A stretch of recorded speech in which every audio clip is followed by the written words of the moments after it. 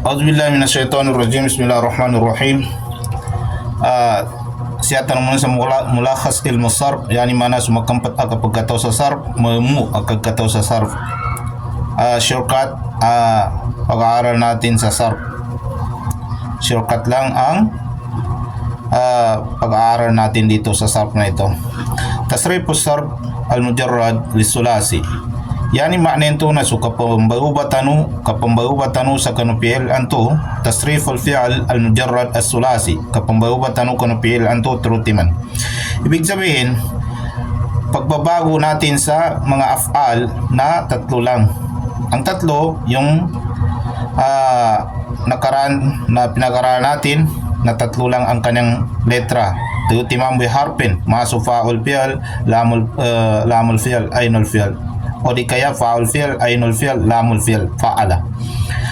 Bali na may patasripan tano. Yap ito patasripan na pambayupan tano. Aran to nagkumanan. Okay. Alwaznun fa'ala kataba nasara. Yanin upaman na supa'ala minggabak simulat nasara timabang.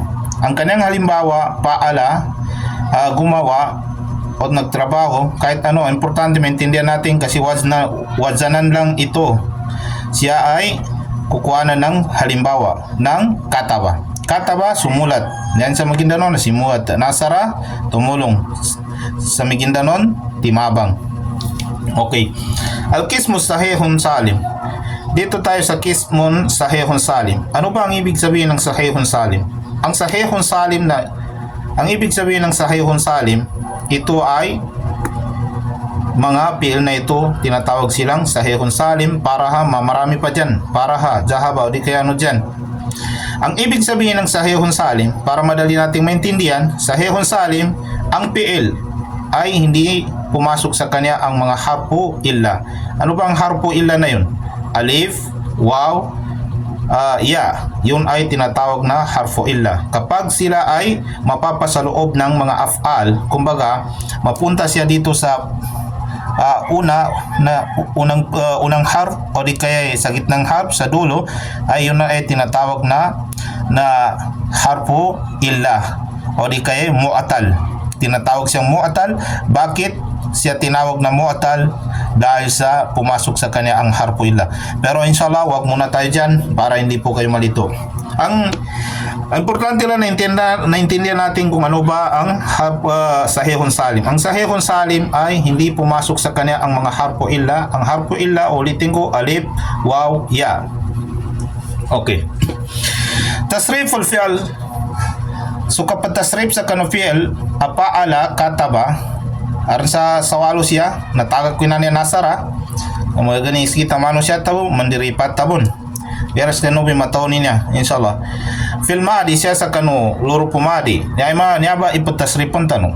Ang pagtatasrip natin sa mga afal o sa fi'il na tinatawag na paala, kataba, filmadi sa loob ng madi. Yan ay itasrip natin, paramihin natin o dagdagan natin. Okay.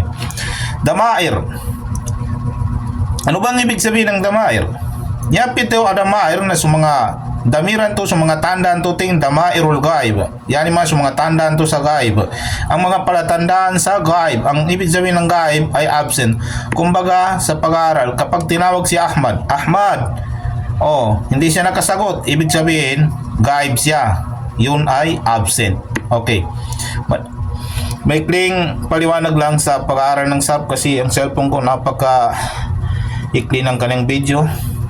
Inshallah, ulitin ko. Importante, kahit pa paano magkakaintindihan tayo sa pag-aaral. Tinagalog ko lang para kahit pa paano yung mga kapatid natin na mga Kristiyano o nagpapakumbert ng Muslim ay makakaintindi sila sa pag-aaral ng sarf o alam nila kung ano ba ang binibigkas natin dito.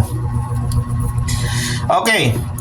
Ito na yung mga damirul gaib. Una-una, huwa, huma, hum. Hiya, huma, hunna. Ano bang ibig sabihin ng huwa? Ang huwa, ang kanyang ibig sabihin, siya. Sa Maguindanon, sa kanin. Pero gaib ito.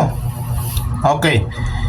At kapag ginamit mo ang huwa, ibig sabihin panglalaki. Lalaki ang tinutukoy mo. Huma, silang dalawa, pero lalaki pa rin dito. Hum, silang lahat, pero lalaki pa rin dito. Hiya, kapag hiya naman ang ginamit mo, ang kanyang tinutukoy ay babae. Okay. Huma, magkaparehas din sila. Huma, lalaki at babae magkaparehas. Bakit sila magkaparehas? Sa madaling sagot, ang babae ay sumusunod sa lalaki. Hunna. Okay. Hunna, ganun pa rin. Silang lahat, pero babae ito Kaya, niya ba pagtayong ko ito, adamirul gaib, na suhuwa, natanda sa mama bui, pambityalansan, atau kagasugat tabityasan, huwa sa kanin. Huma, tanda pun sa mama niya ba? Silan dua. Hum, tanda pun sa mama, silan langon. Hiya, nananya mo nang ba na tanda sa babay. Yang ka mo siya patukuin, atau kayang ka siya bitya na babay. Hiya, mes kanin, babay. Huma, magizamon silan. Kagina subabay na munod sa mama, atau kaumba makunod, rijal kawa mo na alanin sa adit na sa. Hunna. Okay. So hunna, tanda niya sa babay. O kaya magitambon silang sa mana. May silan ang mga babay. Okay. Mangkasa kapag explain. Okay. Dito naman tayo sa lilgaib. Lilgaib, ang ibig sabihin ng lilgaib ay absent. Pero kapag gaib ang ginamit natin, hindi gaiba, ang ibig sabihin nun ay lalaki lang ang pinag-usapan natin dito. Okay. Lilgaib, para sa lalaki. Mufrad, bakit ba ginamit ang mufrad? Gumamit ako ng mufrad. Ginamit ko ang mufrad para madali natin maintindihan ang mga af'al na ating isinulat. Ang ibig sabihin ng mufrad, singular. Kaya ginamit ko yan. Ibig sabihin, kapag i-arab mo ito, ang kanyang i-arab, fi'lun madi mufrad, di.